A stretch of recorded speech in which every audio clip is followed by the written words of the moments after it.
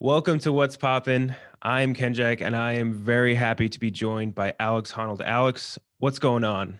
Not much, just another day in Las Vegas. Yeah, and you are actually here to talk to us about a new climbing podcast you got. It's called Climbing Gold, where you and co-host Fitz Cahal share stories from people who define the sport of climbing by pushing the boundaries and challenging the status quo of the previous generation.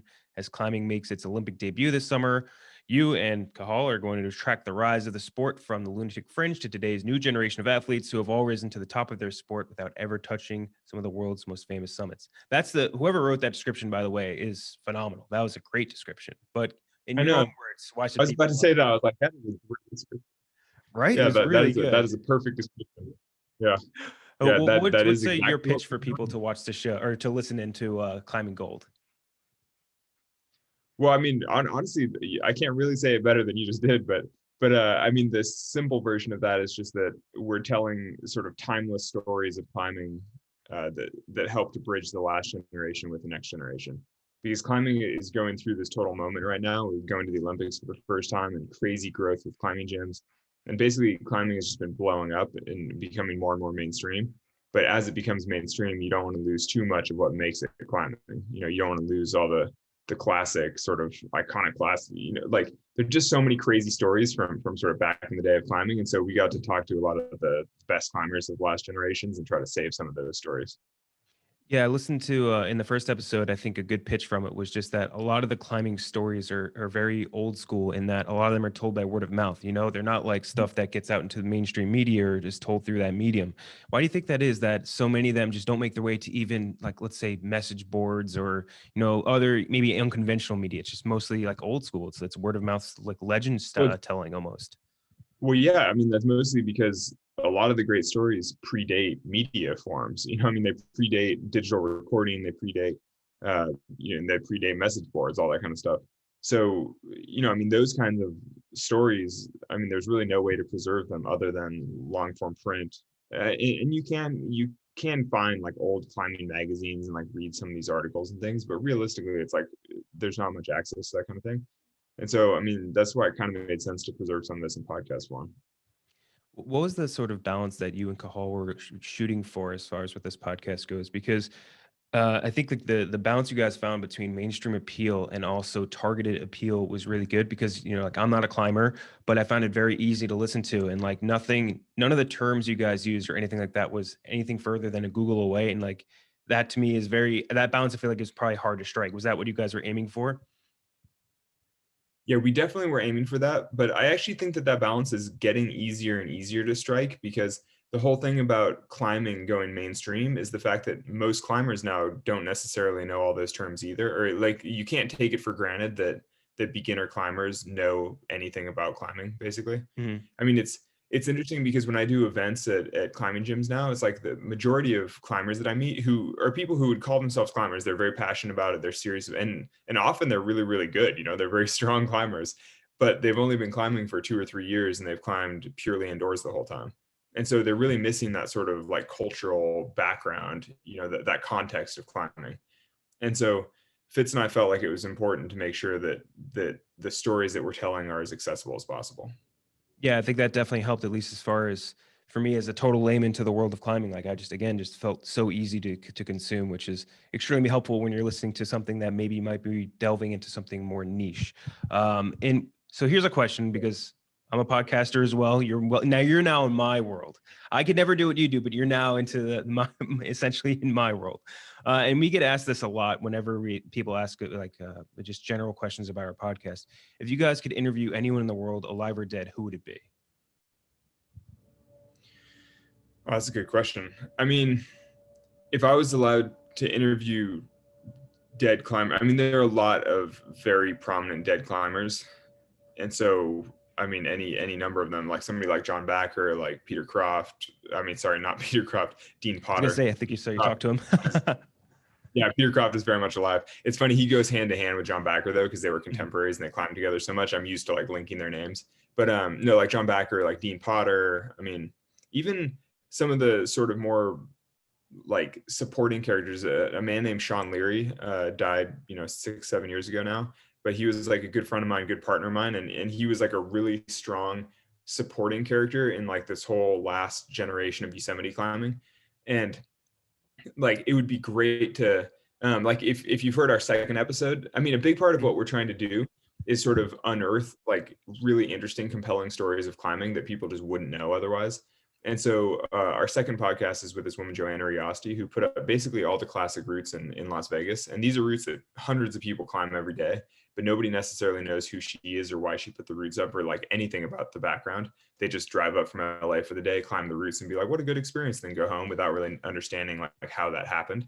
And so, you know, it's fun to unearth these like sort of background stories that like help broaden somebody's understanding of the sport.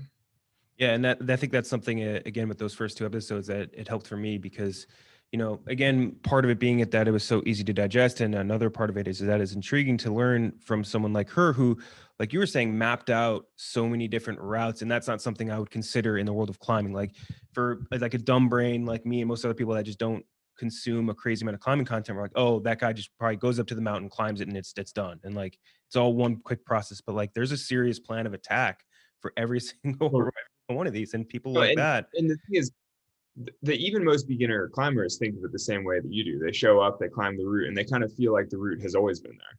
You know, and you're Mm, like, no, at one point somebody put this route up for the first time, and it was a major adventure when they did it for the first time.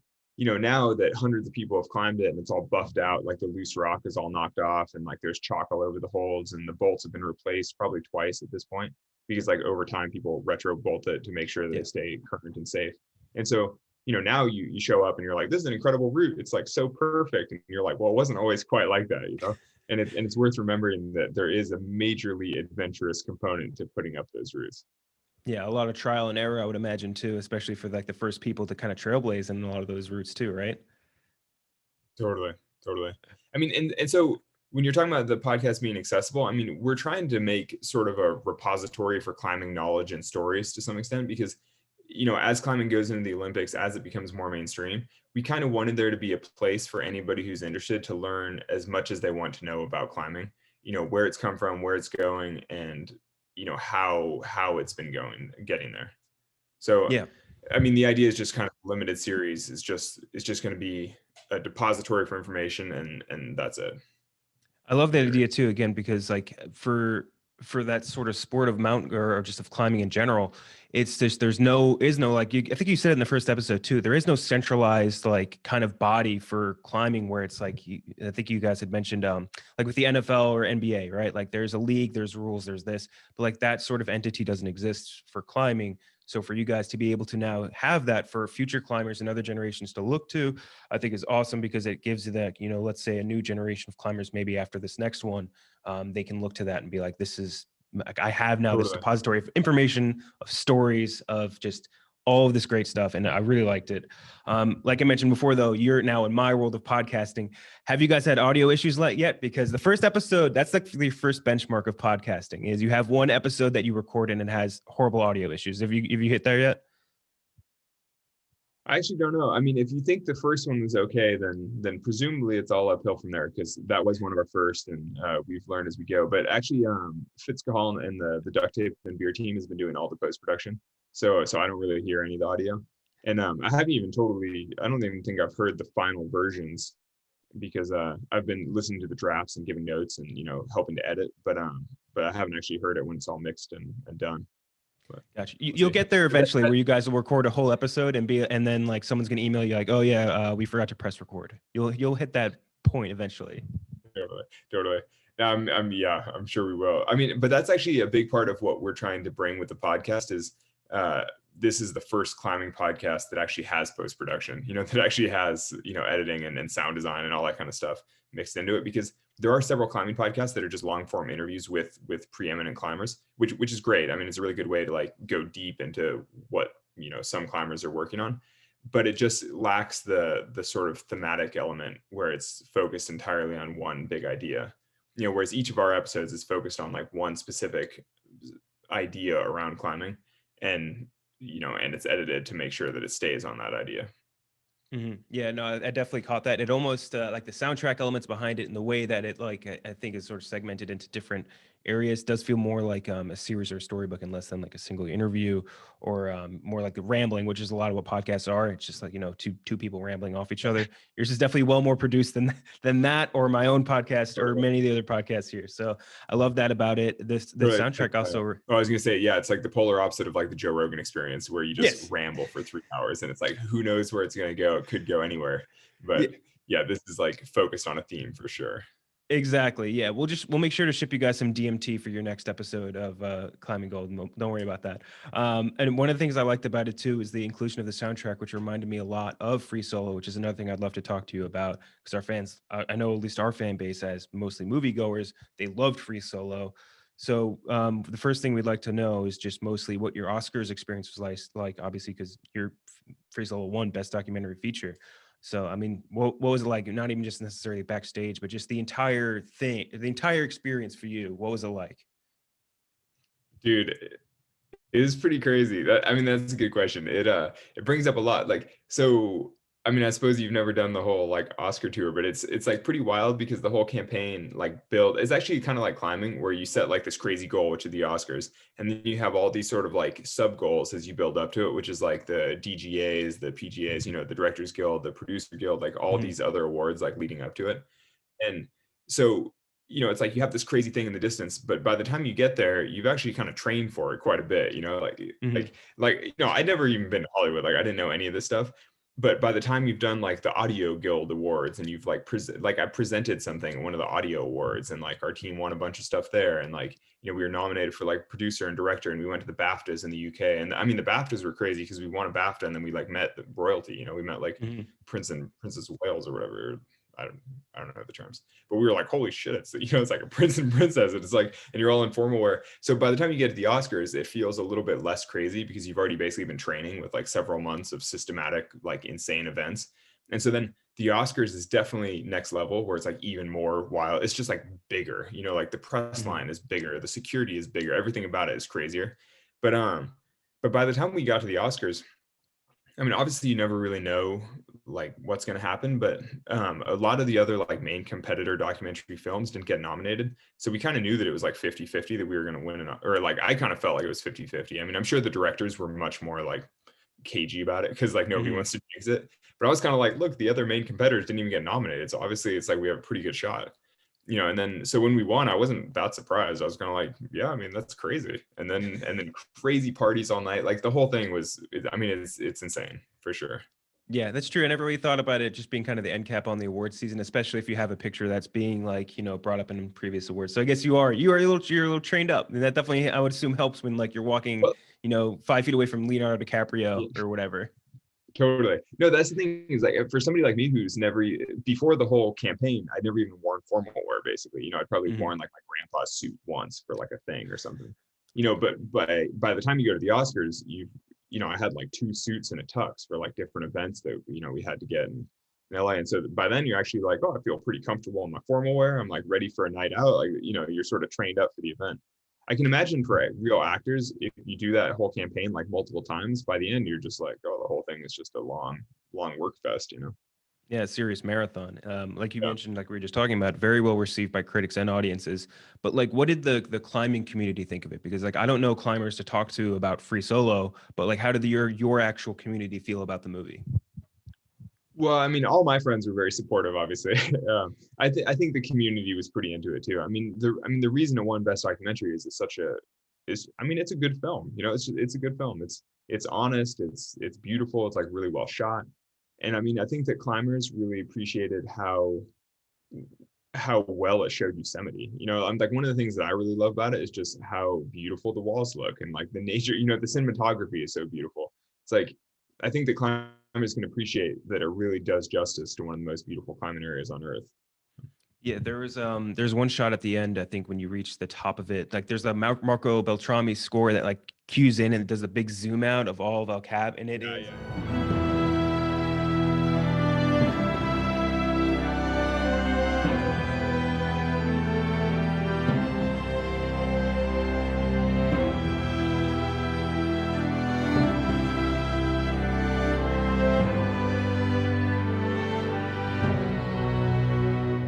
cab, and it Yeah, is, yeah, yeah. dude, goosebumps every single time I Yeah. watch that movie. That's exactly. I mean, so actually, I just kind of got goosebumps thinking about it. So yeah, I love the score. I mean, Marco did an incredible job on the score, and that moment that you're describing, it's like, yeah, I mean, for me too, I watched that. I'm like, that is what I climb for. It's like that's everything. You know, I'm like, that's the beauty of the experience right there in this moment with like the crazy score, the beautiful zoom. It's like, yeah, it's incredible. And I think climbers definitely felt that as well. You know, I mean, like anybody can, you know, in some ways, I think Free Solo did exactly what we're trying to do through the podcast, which is make something that's good for climbers, but also speaks to anybody. Exactly. The double appeal of both like the more targeted grouping, but also way more of a mainstream appeal than some other projects maybe can get. There's one part that I really loved about the movie that I think I kind of mentioned earlier was just like the plan of attack and like your notes of like every single route of every single pitch and everything, which I just thought that whole meticulous planning part was amazing because it isn't something I had considered before. And that and pitch 23 because pitch 23, my hands sweat even thinking about it, like all everything that went into that. When you actually got to the pitch, were you even considering the double dyno? No, no. I mean, by the time, no. Yeah. So the Boulder Problem, uh, in the lead up to the Free Solo, like when I was doing all my prep work, I investigated a bunch of potential ways, some that aren't even in the film, like worked on some other little corners. I mean, I literally looked all over the wall to find any way around that. And what I settled on with the karate kick and like what's shown in the film wound up just being the best, most pure, most repeatable way. Because there were other ways that I could do it, but none of them felt uh, repeatable. Like none of them felt like replicable, and like I didn't do them exactly the same each time. The beauty of the Boulder Problem is that I did it exactly the same, whether conditions were hot or cold or whether, you know, whatever. And so it definitely helps psychologically to know that no matter what, you're going to do something exactly the same way, because then you don't have to make any decisions on the fly. And so, Gotcha. you know, that's why I settled on the way I did the karate kick and everything. Gotcha. So that, yeah, I had a feeling that it was premeditated, but I feel like the way that they kind of set it up was like, oh, maybe he's gonna do the double dino. You never know. And I was like, oh fuck, please don't do it, please, whatever. God, don't jump. That No, that definitely no, scared me. I'm strongly opposed to that kind of jumping. Also, when you're 2,000 feet off the ground, I'm like, oh, geez, that's scary to think about. Yeah, I would imagine. So after you're all done, you obviously were done with the climb. That is, you knew that you had done something obviously very incredible, but you don't know what the final product of the movie or the documentary is going to look like. What did you think about it after your first watch of, like, say, the final cut? Because I'm assuming that you had seen whatever drafts or raw material, but like, what was No, what do you so think after that first watch? No, so I basically had seen nothing until so the day Oh, after I did the climb, Jimmy, we had a crew party at like this nice brunch place in Yosemite. We basically like had a wrap party. You know, I mean, we all like there was such a relief that like we had successfully executed the climb and filmed it well, and everyone was so happy. So we had this little party, and Jimmy showed some of the footage on his computer or something, basically like on his phone. He's like, check this out, and so we saw like a little glimpse of the Boulder Problem, I think, and we're all just like, whoa, it's so crazy. And then I literally didn't see any other footage until basically the final draft of the film. They showed me roughly the final, but you know, minus like color correction and sound stuff and whatever. And I kind of like didn't even want to see the final. But then funny enough, the one draft that they showed me did actually have something slightly mislabeled, like some footage that they licensed at the beginning was like mhm. misnarrated because what they had licensed like didn't match. But it was one of those classic things that as a climber you see it and you're like, that's not Zion. And they were like, really? That's not Zion? And you're like, yeah, Yeah. of course. They're like, you don't know that? Like, you don't know the shape of all the mountains? And they're like, huh. You know, so obviously it was good that I did see a draft because there are some things that I sort of uniquely was able to contribute. But Mhm. but when I watched the drafts, I was like, well, you know, because like I hate seeing all the parts with me talking to my girlfriend, like now wife. Um, you know, it's like basically I loved the climbing. You know, I loved all the climbing footage. I love the mountain footage. But the rest of it, I was like, oh, I don't know. It doesn't really seem that good to me. But then when I see it with an audience and you see how it like resonates with people, then you're like, oh, I guess it is good. You know, I guess other people like it. So, but that's why I never really wanted any input into it, because it's not like my opinion is the least important. You know what I mean? What matters is how other people feel about it, really. We interview a lot of actors, and I think almost the majority of them at this point have told us like, yeah, I don't really like to watch myself in any of the movies. Like, I think Jesse Eisenberg we've interviewed twice now at this point, and he has like not seen a single one of his movies, period. Which is like, and I think it just it is like a weird thing to watch yourself, right? Yeah, I think that's true. But I actually think if you haven't seen the movie at all, I think that's like tweaky in the other way, where it's like you can't, I don't know. I think you have a certain obligation to see the final film just so that you can talk about it in a real way and like see what they did with it. And even just to know whether or not you want to work with the same team in the future. You know what I mean? Because Hmm. like if they make a terrible film, you're sort of like, oh, I don't necessarily need to work with those people again. I don't know, because Hmm. I know a few actors as well who are like, oh no, I don't watch it. But I'm kind of like, I think that might be a bit of a sign of like thin skinnedness a little bit, where it's like you're afraid to see the final, but you're like, you kind of have to see the final. Like if you're willing to put all that work into it, you have to at least watch it once, even if you watch it by yourself, like hiding under the covers, like you should at Yeah. least watch it once to see what happened. Agreed. And I think I would like to put my faith in any director or production company to at least know that they're trying to make me look relatively good, regardless of whatever you had done there. So I also have some general questions about general climbing, Hmm. just because there's one that had always, I think, crossed my mind, especially after watching Free Solo. And I'd watched a couple of the climbing documentaries after Free Solo because it had piqued my interest so much. Yeah. So I love my coworkers and my friends and this sort of internet person industry, but like I've never really had to like say goodbye to one of my coworkers or say see you later with the thought in my back in my head like, oh, I might not get a chance to see them again. You know what I mean? And that's a reality in climbing. And is that reality of the profession just something like the community talks about, or is that just better left unsaid? That's, I mean, uh, yeah, it's hard to say. I mean, it's not that it's left unsaid. I mean, if anything, a lot of my old friends, you wind up with a lot of dark humor where you kind of like joke about things like that, but with the understanding that it is pretty serious. In fact, like I don't know if you can tell. I mean, I guess we have video, so you can kind of tell, but my face is all banged up. I like fell down a mountainside yesterday, like took a bit of a tumble while trying to hike up this peak to go do a thing, and definitely had a moment where for a hot second I was like I'm about to die, but then thankfully I didn't. But now I have a bunch of like scrapes all over my face and my whole body's banged up and I'm moving a little. I feel like 100-year-old man this morning because I got kind of pummeled.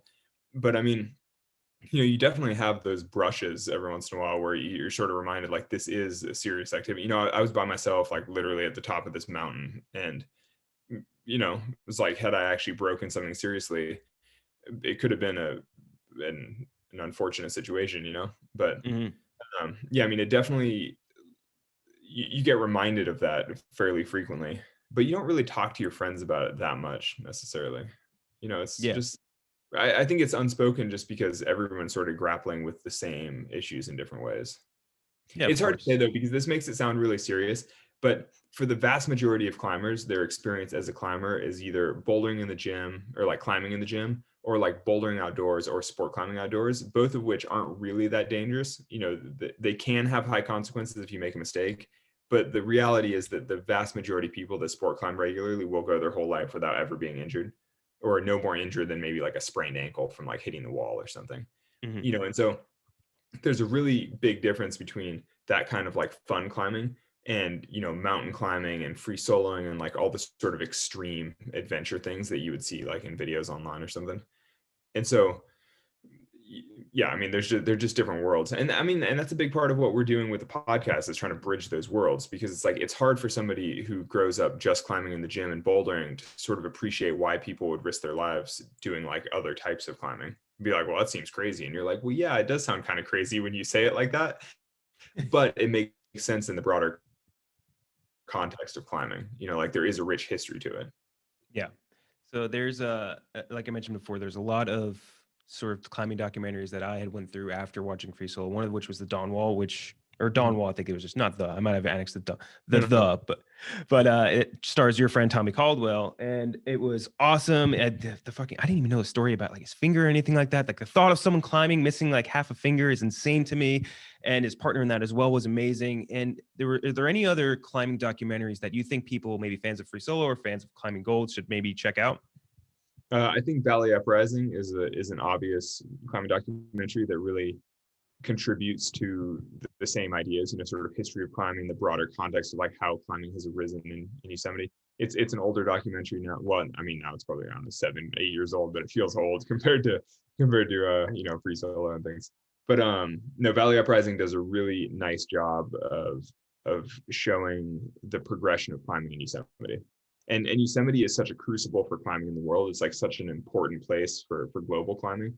that I think by telling the story of Yosemite, you're also getting a broader look at like how climbing has changed over time. It's weird. It's like the I mean, genesis, I in a feel lot like, of for so ways, many different, yeah. yeah, in a lot of ways, Valley Uprising, the documentary, it tries to do what we're trying to do through Climbing Gold. You know, basically document some of these classic stories and show the evolution over time. So, in addition to climbing documentaries, are there, and we like to do this with anyone we interview before, but is there, we call it the six pack of movies. Are there six movies that you can name that you think everyone should watch? It doesn't necessarily have to include climbing, just six movies that you like. Oh, I don't know if the problem is my personal taste in movies is It can be you weird. know We've had really weird stuff. We've had very weird no, selections. it's not even weird. It's just kind of lame. You know, I feel like real critics and stuff are into like art house films and like in even like classy films. I'm into classy films. You know, like I enjoy John Wick. You know, or like Gladiator. You know, films like that where I'm like, that's a fun film. You know, like basically I like films that energize me and like get me fired up to go like run into the mountains and climb things. But I wouldn't say that they're good films. You know what I mean? No, you're talking to the right person. That is exactly the type. That's like my like apex movie is like that Yeah. exact genre where you leave it and you're like, blood's pumping, time to do something. And it's like that's John Wick for me. And I'm pretty sure I saw Taken in a movie theater here in Las Vegas once, and I literally watched the film, and it was supposed to be a rest day, which is why I was like watching the film. But I left the theater and I drove straight into the canyons, and I literally jogged to this one wall and then soloed this route and then ran down and ran back to the car because I was like so amped. I was like, what a movie! all right, you know what? I'm gonna add them right now. Let's say Gladiator, let's say John Wick, let's say Taken, and let's say what you got. What other ones? What other ones that fire you up? Um, I don't know. I don't know. Okay, something that's like less overtly violent. Like how about The Princess Bride, the classic Oh, Princess great Bride? movie. I think of that all the time. He's climbing the rope, inconceivable, because there are a lot of ties to climbing. So anytime I see crazy cliffs, I'm like, oh, the cliffs of insanity. And like Yep, anytime if I ever see someone gaining on me while climbing, I'm like, inconceivable. Like there's no way that, you know. But I love that scene. or like a modern version of that, Stardust, like the film that is like maybe a little hokey, but I really like it. I think it's charming. Great pick. Um, I don't know what I don't know. Give me some good ideas. What Mission seems like a great Impossible film? 2, great climbing scene in that movie. Yeah, but not a great film. I mean, there are a lot of good. Um, yeah, there are a lot of good climbing sequences like that. I mean, like I'll throw Cliffhanger on there just because Okay. terrible film, but I do really like it for the climbing. Like it's like a caricature of climbing. You know, it's kind of Yeah. what climbers like wish / imagine they could do, but it's just so far removed from reality that you're like it's totally insane. I love that movie too. That is one where like you watch and you understand this is just not reality. This is not based in Yeah, any sort of truth, but fuck, is it good? totally. It's But it's like, but his arms are so big, they're and he's so massive. muscular. Yeah, How could he even yeah. reach You're back like, to a oh. chalk bag? It makes no sense. The movie Yeah, is exactly. great. Again, Alex Honnold, you just we were talking about before, hosting now Climbing Gold. It is on Spotify. It is on Apple Podcasts. You can find it anywhere. Like I was mentioning, if you are more of a layman to the world of climbing like me, it is still extremely easy to consume. It's awesome. You get to hear these stories that you will not find pretty much anywhere else. And if you're interested in the sport of climbing, obviously this is, I would assume you should be your new go-to podcast. Also, Alex, you're doing fantastic work with the Honnold Foundation, which does phenomenal work for the environment. For those of you interested in that, Alex, thank you so much for joining me. No, I appreciate it. It's really, really fun chatting.